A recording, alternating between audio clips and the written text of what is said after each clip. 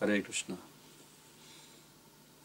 తరచూ అడిగే ప్రశ్న ఏంటంటే, మీరు ఎప్పుడు కూడా మీ హరే కృష్ణ సంస్థలో ఎప్పుడు కూడా చేతిలో ఇది పెట్టుకొని జపం చేస్తూనే ఉంటారు.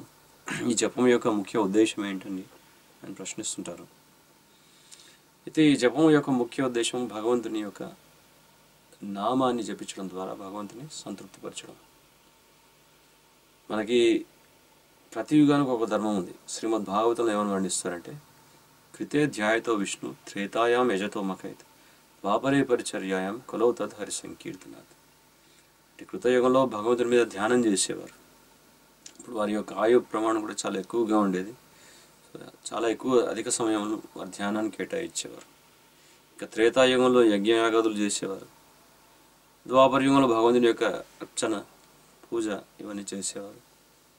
ఇక కలియుగంలో కాసేపు 5 నిమిషాలు నిలకడగా కూర్చోండి ధ్యానం చేయండి అంటే వాళ్ళకి అది పెద్ద గగనం అయిపోతుంది. ఇక యజ్ఞయాగాదులు అంటారా, దానికి కావాల్సినటువంటి ద్రవ్యాలు, నెయ్యి ఇవన్నీ కూడా సమకూర్చుకోవడం కూడా చాలా కష్టమే. శుద్ధమైనటువంటి నెయ్యి మనకి ఇక్కడ దొరుకుతుంది. అలాగే మాకు సమయం లేదండి, మందిరాలు కూడా వెళ్ళడం చాలా కష్టం అని చెప్తుంటారు. అందుకే కలియుగంలో ధ్యానం ద్వారా పొందేటటువంటి ఫలితాలు, యజ్ఞయాగాదుల ద్వారా పొందే ఫలితాలు, మందిరంకి వెళ్ళి భగవంతుని యొక్క అర్చన సేవ చేసే ద్వారా పొందేటువంటి ఫలితాలన్నీ కూడా కేవలం ఈ హరినామస్మరణ ద్వారా మనం పొందవచ్చు.